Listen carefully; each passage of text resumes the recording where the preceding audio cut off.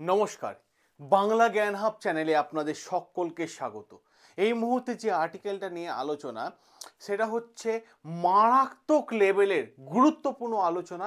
এবং আমি আমার সমস্ত দর্শকদের বলবো, যারা দেখছেন এই মুহূর্তে ভিডিওটা, তারা শুরু থেকে শেষ পর্যন্ত দেখুন। অনেকগুলো ইনফরমেশন পাবেন পুরো অথেন্টিক ওয়েতে। জাস্ট একটু ধৈর্য ধরে থাকুন। এই ভিডিওর মধ্যে অনেকগুলো প্রশ্নের উত্তর কিন্তু লুকিয়ে আছে। সবার প্রথমে যদি আমরা একটু আলোচনা করা শুরু করি, তাহলে যেদিন থেকে শেখ হাসিনা ভারতে এসেছে সেদিন থেকে রহস্য আর শেষ নেই।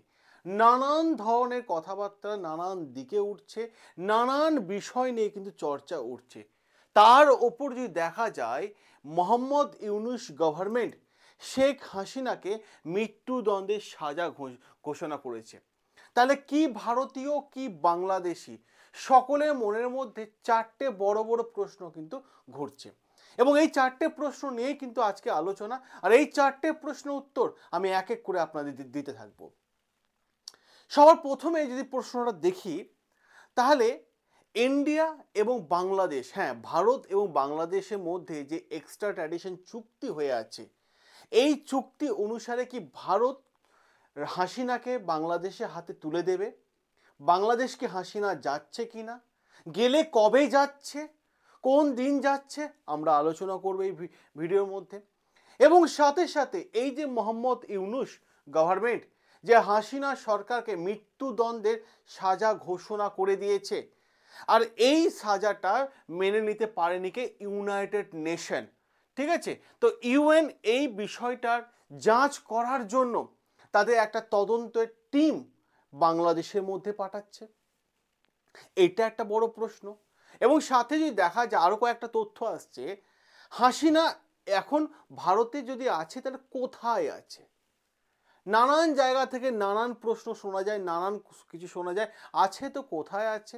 এবং এটাও শোনা যাচ্ছে যে হাসিনার ফাঁসি মৃত্যুদণ্ডের সাজা ঘোষণা করার পর ভারত তাকে আর অন্য কোথাও শিফট করাচ্ছে। এটা কতটা সত্য, কতটা মিথ্যা, কতটা গুজব, সেটাও আলোচনা করে নেব। এবং এটাও শোনা যাচ্ছে যদি হাসিনা ভারতে থাকে তাহলে আর কতদিন ভারতে থাকবে? এই ধরনের প্রশ্নের উত্তরগুলো কিন্তু এই ভিডিওতে আলোচনা। দেখুন, আপনারা জানেন যে গত বছর বাংলাদেশের মধ্যে নানান রকম ইস্যু হয়েছিল। স্টুডেন্ট ইস্যু, সাধারণ মানুষের ইস্যু, সকলে রাস্তার মধ্যে নেমেছিল এবং প্রোটেস্ট করেছিল। এবং প্রোটেস্টের ফলে শেখ হাসিনা সরকার উৎখাত হয়ে যায়। এবং সেই জায়গায় স্টুডেন্ট এবং সাধারণ মানুষের সাপোর্টে মোহাম্মদ ইউনূস, যে নোবেল প্রাইজ পেয়েছেন এবং যার বাংলাদেশের গ্রামীণ ব্যাংক, ঠিক আছে, এই মোহাম্মদ ইউনূস কি হচ্ছে, সিংহাসনে বসেছে। ইনি কিন্তু কোনো নির্বাচিত গভর্নমেন্ট না, এটা হচ্ছে ইন্টারিম গভর্নমেন্ট। নির্বাচিত গভর্নমেন্ট কিন্তু যখন ভোট হবে তখন তাদের দেশের মধ্যে তৈরি হবে। এবার প্রশ্ন হচ্ছে, এখানে একটা জায়গা, নতুন জায়গা দেখুন আপনারা খুব ভালোভাবে, গুরুত্বপূর্ণ জায়গা। যে বিষয়টা হচ্ছে, যখন শেখ হাসিনার বিরোধ উঠল, তখন শেখ হাসিনা এবং গোটা বাংলাদেশ জুড়ে নানান ধরনের ইস্যু তৈরি হয়েছিল। শেখ হাসিনা নানান তথ্য দিয়েছিল যে আমেরিকা তাকে সিংহাসনচ্যুত করেছে, ঠিক আছে, এবং বেশ কিছু এজেন্সি বাংলাদেশের মধ্যে ইনভলভ ছিল। এবং তার যে চিফ আর্মি ছিল, যার একদম নিজের ঘরের জামাই, সেই জামাই কিন্তু এজেন্টের কাছে বিক্রি হয়ে গেছিল, যার ফলে তার সিংহাসনচ্যুত হয় এবং তাকে বাংলাদেশ ছাড়তে হয়। এবং যখন বাংলাদেশ সে ছেড়ে দেয়, তখন সে ভারতে আসে কোথায়? গাজিয়াবাদের একটা এয়ারবেস আছে আমাদের কাছে, তার নাম হচ্ছে হিন্ডন এয়ারবেস। এই এয়ারবেসটা ভীষণ গুরুত্বপূর্ণ একটা এয়ারবেস এবং এই এয়ারবেসের মধ্যেই নেমেছিল। এবং এটাও শোনা যাচ্ছিল যে হাসিনা সম্পর্কে, যে হাসিনা হিন্ডন এয়ারবেসে নেমেছে, এবং দেখাও গেছে বেশ কিছু আপডেট। সাথে সাথে যদি প্রশ্ন দেখা যায় যে শেখ হাসিনা যখন হিন্ডন এয়ারবেসে নামলো না, তখন ওই সময় বেশ কয়েকটা কালো কাঁচ ঢাকা গাড়ি এয়ারবেসের ভেতরে চলে গেল, এবং এইটাই ছিল হাসিনার লাস্ট আপডেট। আচ্ছা, লাস্ট আপডেট কেন বললাম? কারণ শেখ হাসিনা কোথায় আছে, কি করছেন, কেউ জানে না, কোনো আপডেট নেই।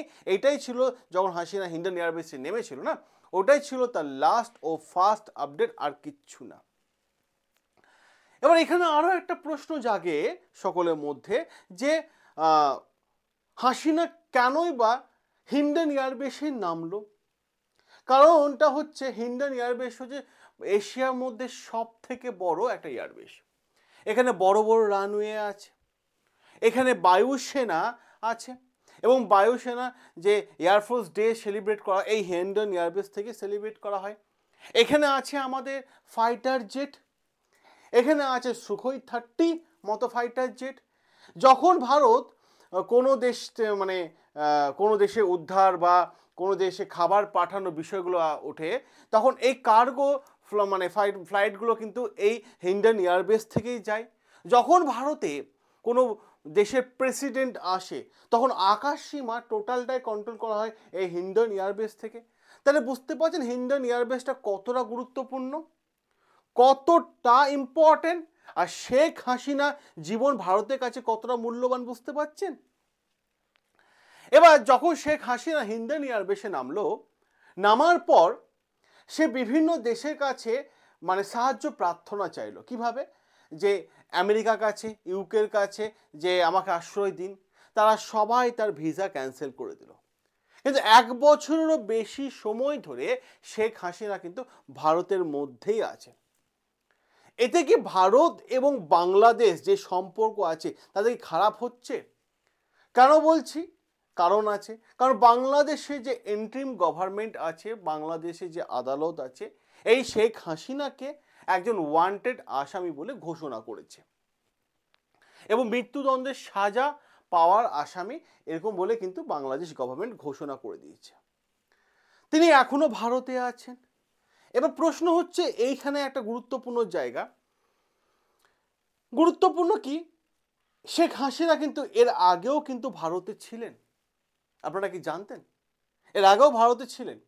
যখন বাংলাদেশ 1971 সালে স্বাধীন হয়, তারপর মুজিবুর রহমান যিনি পুরো নেতৃত্ব দিচ্ছিলেন বাংলাদেশকে, এবং ঠিক 1975 সালে যখন বাংলাদেশ মানে মুজিবুর রহমানকে মানে হত্যা করে দিয়েছিল, হত্যা হয়েছিল, ঠিক সেই সময় এই শেখ হাসিনা এবং তার বোন জার্মানিতে ছিল। এরা যদি বাংলাদেশের মধ্যে থাকতো তাহলে তখন কিন্তু এদেরকেও হত্যা করে দিত। আর সেই সময় ভারতে যিনি প্রাইম মিনিস্টার ছিলেন তিনি ছিলেন ইন্দিরা গান্ধী। তো ইন্দিরা গান্ধী সেই সময় জার্মানিতে যে অ্যাম্বাসেডার আছে, তাদেরকে দূতাবাস আছে, তাদেরকে অনুরোধ করে যে তাদের সেফটি রাখার জন্য এবং সেফ দেখভাল করার জন্য। যখন তাদের ওখানে পুরো সেফটির বিষয়টা ঠিকঠাক মতো চলছিল, তারপরে স্পেশাল বিমান দিয়ে তাদেরকে ভারতে আনা হয় এবং ভারতে এসে দিল্লি পান্ডারা পার্কে সি ব্লকে মিসেস মজুমদার নামে 6 বছর পর্যন্ত ভারতে ছিলেন। 6 বছর, এটা একটা সংখ্যা নয়, 6টা বছর ভারতে ছিলেন। এরপর যখন বর্তমানে দেখা যাচ্ছে যে বাংলাদেশের প্রাইম মিনিস্টার পদে শেখ হাসিনা বসেছেন, তখন তার ছাত্রদের সাথে একটা আন্দোলনের মধ্যে জড়িয়ে যায় এবং সাথে সাথে এই আন্দোলনটা দ্রুত গতিতে মানে মারাত্মক লেভেলে কিন্তু স্প্রেড হয়ে যায় গোটা বাংলাদেশের মধ্যে। যখন গোটা বাংলাদেশের মধ্যে স্প্রেড হয়ে যায় এবং বলা হয়ে থাকে যে পুলিশ লাঠিচার্জ করেছে, গুলি করেছে, ঠিক আছে, প্রায় 200 মানুষের মতো প্রাণ চলে গেছে, তার জন্য বাংলাদেশ থেকে তিনি পালিয়ে এসে ভারতে আশ্রয় নিয়েছেন এবং বাংলাদেশ গভর্নমেন্ট এই শেখ হাসিনাকে মৃত্যুদণ্ডে সাজা দিয়েছেন, ঘোষণা করে দিয়েছে। এবার প্রশ্ন হচ্ছে এই সাজার বিষয়ে ইউনাইটেড নেশন আসছে যে এই যে বিচারটা তার এগেনস্টে হয়েছে সেটা বিচারটা ঠিকঠাক মতো করে হয়েছে কিনা। এবং ইউনাইটেড নেশন কেন আসছে, এর পেছনেও কারণ আছে।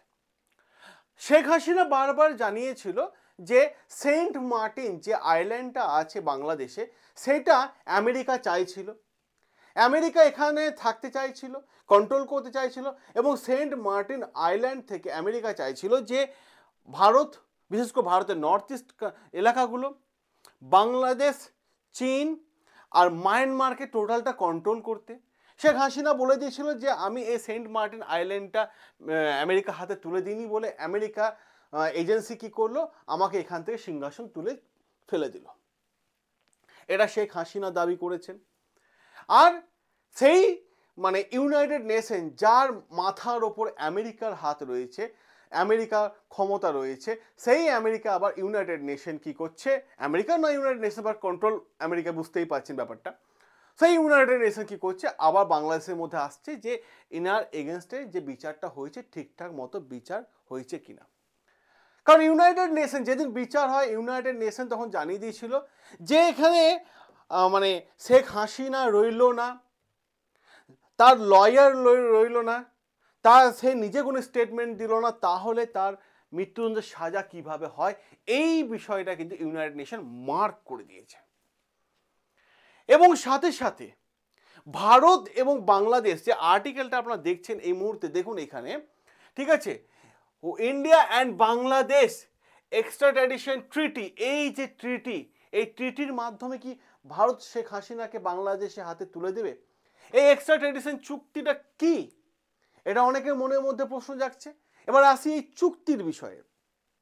এই চুক্তিটা বাংলাদেশের সাথে ভারতের 2013 সালে হয়েছিল, যদিও অ্যামেন্ড হয়েছিল, সংশোধন হয়েছিল 2016 সালে। এই চুক্তির মাধ্যমে বলা হয়েছিল যে ভারত এবং বাংলাদেশ দুই দেশের যদি কোনো পলাতক আসামি একে অপর দেশে পালিয়ে যায়, তাহলে সেই দেশের সরকার যে দেশের মানুষ সেই দেশের হাতে তুলে দেবে। মানে বাংলাদেশ থেকে কোনো মানে মানুষের আসামি সাজা হয়ে গেছে, সে ভারতে এসে আশ্রয় নিয়েছে, বাংলাদেশ জানতে পারলো, ভারত সরকারকে ইনফর্ম করবে এবং বাংলাদেশ থেকে এসে তাকে তুলে নিয়ে যাবে। এইটা হচ্ছে এক্সট্রাডিশন চুক্তি। যেমন ধরুন উত্তর পূর্ব ভারতের একটা সংগঠন ছিল উলফা সংগঠন, ঠিক না, যেখানে অনুপ চেতিয়া সাজা হয়ে গেছিল, বাংলাদেশে লুকিয়েছিল, বাংলাদেশ তাকে তুলে এনে ভারতের হাতে দিয়েছে। তাহলে এই চুক্তির মাধ্যমে কি ভারত শেখ হাসিনাকে বাংলাদেশে ফেরত পাঠিয়ে দেবে, রিটার্ন করে দেবে? এমনকি কোনো ধারা আছে যে হাসিনাকে বাঁচানো যাবে, সম্ভব? দেখুন বিষয়টা হচ্ছে, শেখ হাসিনার ব্যাপারে যদি আমি একটা কথা বলি, গুরুত্বপূর্ণ জায়গা বলি, যে ইউনাইটেড নেশনও কি ভারতকে এবার চাপ দেবে শেখ হাসিনাকে ভারত বাংলাদেশ পাঠিয়ে দেওয়ার জন্য?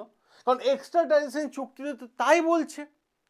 কিন্তু হাসিনাকে বাঁচানো সম্ভব বা কোনো আর্টিকেল কি আছে বা চুক্তিতে কোনো ধারা আছে?